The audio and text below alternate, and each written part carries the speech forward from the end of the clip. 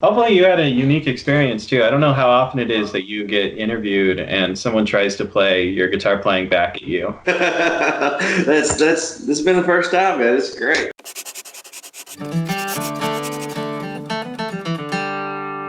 All right, hey folks. So today we're going to be doing a breakdown of Freeborn Man, and this is going to be a little bit different. It's actually a video that's sponsored by the community. So my new friend Steven, he sent me an email. He wanted me to transcribe the Rob Ickes and Trey Hensley video. Bluegrass musicians break through the speed barrier by playing so fast. It's the one that's on all caps. We've all seen it. So of course I transcribed that. I did the intro, and that's all going to be free on my website, lessonswithmarcel.com. Just like always, I've been doing a lot of these normal breakdown videos, and I didn't really want to do that exactly again. So instead, I thought I would just shoot a message to Trey Hensley and see if he would just talk to me about how he plays the thing. So here we are. Hey Trey, how you doing? Good, man. About you? I'm good. I'm off, so I'm happy. Settling into our new place out here in Hendersonville, so all is well. So cool. This recording that we're talking about, this Freeborn Man video, you know the one. I'm sure people ask you about it, right? It's very popular. Yes, it was funny, man. So the basis of that video was Rob and I did this gig in East Tennessee at the Down Home in Johnson City, and somebody had put up a video of us doing Freeborn Man that night on Facebook, and it got a bunch of views in about 24 hours. A bunch of people shared it. One of the people that shared it was this guy that produced the Big D and Bubba show, which is like a syndicated country music top 40 radio show. And so the guy sent me a message, and he's like, hey, do you mind stopping by the radio station at like 8 o'clock in the morning on Monday? That video came from that 8 a.m. Freeborn Man that was off the cuff for a top 40 radio station. And to be honest, I've never made it all the way through the video. I've always I try to avoid it with all costs. That's good. I know how that is, man. Sometimes you look at videos of you playing and you're like, man, what is this? Yeah, I can definitely tell it was 8 a.m. when I watched that video. But it's all cool. It's all good. That one definitely. So cool. When I wrote this down, I sent you a transcription of it, but you sent me a message back and you're like, hey, I don't read a lot of sheet music or a lot of tab. What's up with that, man? When you were learning guitar, man, you didn't learn how to play Back in Black with the tab? I did, man. It's all been by ear. I started taking lessons when I was 10, and I took lessons for like 6 months, and then I just kind of taught myself by ear from then on. And yeah, I never learned tablature or any theory or anything. So I'm going at it exactly the back way that you should be going at learning guitar. But here I am, I guess. Yeah, you shouldn't tell this to any of my students because they're gonna get the wrong impression, right? No, really, you need to know the theory. You got to learn how to read. And you gotta know it. Thanks, man. I appreciate that. I'll slip you a 20 when we're done. Don't ever listen to me. You gotta know your stuff. So, right, I gave you this transcription, and well, the people at home will get it, but right, Trey's never gonna read it. So I thought it would be funny if I played a little bit of it and we talked about it. Great. So I'm really prepared. I'm really prepared to play Trey's break back to him. I'm not at all. I've hardly looked at it. Honestly, I've looked at it as much as you have. So yeah, why don't I just go through it a little bit slowly, and we'll talk about things that interest us as we come up. So right, here we go. I'm Trey.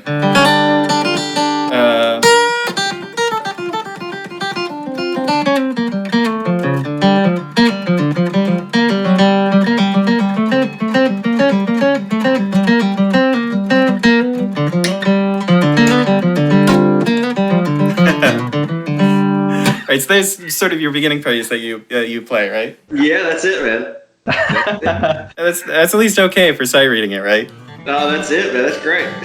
When you're playing this fast, as players, we lie a lot, and a lot of people don't talk about that. But there's a lot of things that you play to fill space, or to take up time, or to think of what you're actually going to do next, right? Yeah, exactly. And I think that it's like I love Tony Rice, and I spent the majority of my life wanting to play Tony Rice stuff, and then I've spent the other half of it trying to not play that, because I want to do my own thing and not sound like Tony all the time. But then that first like that's me and my guitar is that. Oh yeah. And then especially like that's all Tony Rice stuff. And so, yeah, I think especially that being that early in the morning, I was kind of in the headspace I've got to get through this. And so that first little bit, was a lot of quote unquote filler stuff, I guess that. No, we don't admit it's filler, but we can hint strongly that it is. That's right. No, it's all great, man. That's the way I play it every time. Cool. So yeah, let's talk about the two things that you just did. So one of them is this pull-off thing that Tony does all the time, right? Right, and you ended it with sort of like a minor pentatonic, right? That kind of phrase, right? So if you were talking to another player, when would you tell them that they could use that kind of phrase? I think it's like right at the very tail end of that like you were talking about, kind of that ending phrase thing. That it seems like, and that's definitely a Tony thing, Yeah. That's the Tony, that kind of style, and so that's kind of where I picked that up from. Was like at the very tail end of his guitar solos. He would play that pretty often. He does He does. He puts it at the end a lot. Usually that's kind of where I put it. It's like right there when I feel like I'm getting ready to end the phrase. Even though I don't know where I ended it on that, it's probably all over the map. But normally I'll put it kind of at the end. When you play that the ending to that lick, you do. It sounds like there's a pull off. Correct me if I'm wrong, but it's almost like when you do the rock step, when you flatten out your finger, do you pull off that note? Maybe so, because I'll do it either way. Sometimes I'll just hold it, or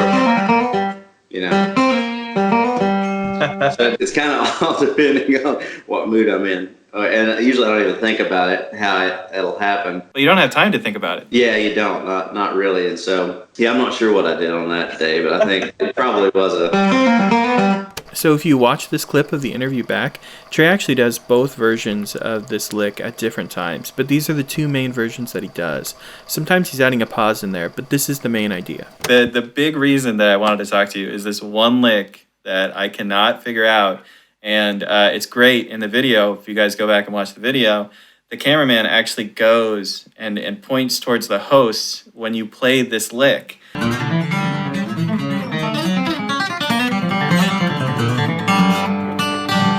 The intrigue has been added to it because the video pans away. But the lick goes something like this.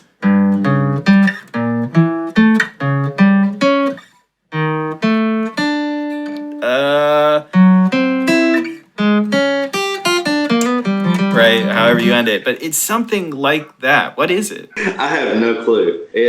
So when I started playing that, that kind of lick, it started with hearing. There's a great Merle Haggard song. It's called "Got Lonely Too Early This Morning." It's off a Serving 190 Proof record, and it's this really bizarre guitar lick. But the whole thing's in E, and like right in the middle of the guitar lick, the guy goes. Like, oh, that's cool. And then later on, I've heard Tony play it. It's like.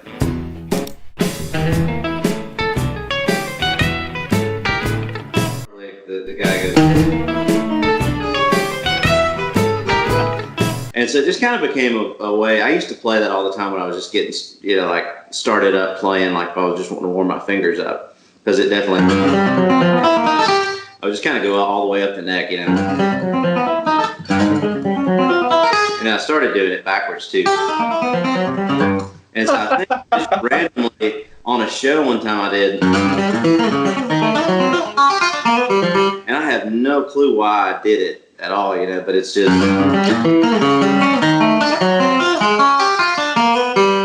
Yeah, every single time it is the same shape though.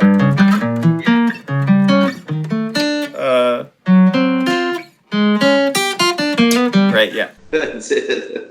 Yeah, I have no clue where it came from. I don't know why I ever did it, but I think I did it one time just randomly. I don't know if it was a guitar playing friend of mine was backstage and he was like, "What did you play on that one thing?" And I think I played it back to him. No, it's your lick forever now. So you also play it vertically, which I saw you do live a couple times. When you play it, let's focus on the vertical one because it's easier to talk about. But when you play like this, are you playing down, down, up with your pick strokes? Not. You're alternating picking, aren't you? So yeah, I'm actually going down, up, down. I mean, if I play play it slowly, I'm doing it down, down, up, but most of the time it's down, up, down. Yeah, that's it, man. It's down, down, up, down. I don't know why. So one of the licks that you do, if I look at the music, is this. Right? These back and forth. Can you tell me a little bit about that? Yeah, I played, specifically acoustic guitar for a long time. Yeah, I started when I was 10. I guess when I was about 17, I got an electric guitar, and I played mainly electric for, 5 or 6 years probably, in just different kinds of bands, and had a country band and a rock and roll band and kind of a blues and somewhat jazz band. And so when I came back to playing mostly a acoustic guitar, I wanted to be able to do all the bending stuff on, medium gauge strings. And so that one, I don't know where that came from. Yeah, I don't know where that originated from, but that's, I always loved the kind of the Jimi Hendrix, bending one note up to hitting two notes, but bending one up to the other, Yeah. And so that kind of came, I don't know why. I think it was like maybe an Allman Brothers, like a Dickie Betts type thing. Always sounded like that to me, whether he played it or whether he didn't. I always just want to sound like, an electric guitar player. Normally, these videos end with a little performance where I recap everything that we've talked about. Is there any way I could get you to do like verse 1 of Freeborn Man? Sure. We'll see how this goes. Well, I was born in the Southland.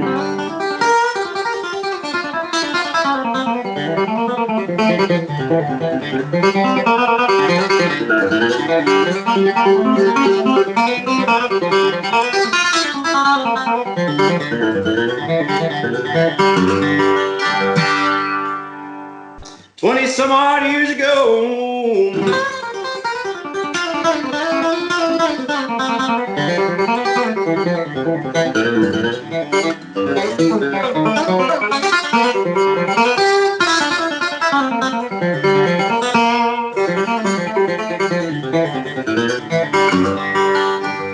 And I ran away for the first time when I was only 4 years old. I'm a freeborn man, and my home's on my back. I know every inch of the highway, and every foot of back road, every mile of railroad track.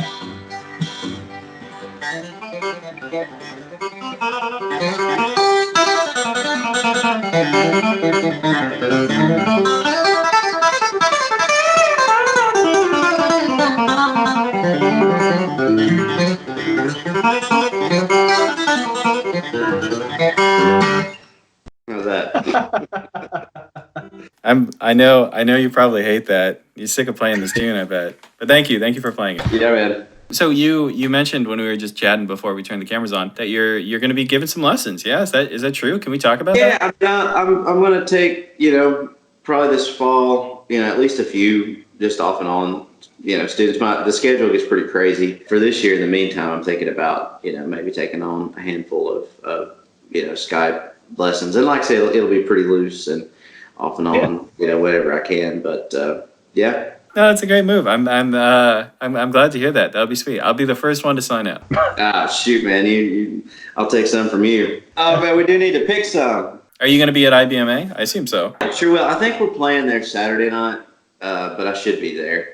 Kind of all through the whole thing. We'll pick then. Thanks for being here, dude. Thanks for letting me talk to you. Like I said at the beginning of the video, the transcription of that performance of Freeborn Man is going to be on my website. You can get that for free. The link should be in the description. That's lessonswithmarcel.com. But more importantly, Trey, where can the people find out about upcoming shows or anything? Is there a website or something you'd like to push? Yeah, mostly just robandtrey.com. Kind of that's my main gig is playing with Rob Ickes, so that's kind of where all our info is. So yeah, we're all over the place the rest of the year and next year. Yeah, wonderful. We can't wait to see all of that. So that'll be great. Yeah, hopefully I see you again soon. Maybe at IBMA we can do another video or something. Until then, we'll both see you all next time. Well, good, man. Sweet, man. On my back, I know every inch of the highway and every foot of back road, every mile of railroad. So I try to keep going forward and not, go into Jimmy Page, just play a bunch of stuff. I don't want to go into that territory. Just do that for 7.5 minutes and call it a day. Well, you move it up and down the fretboard a little bit. You do it here, then you do it here. Yeah. Every key, man. Just do it in every key.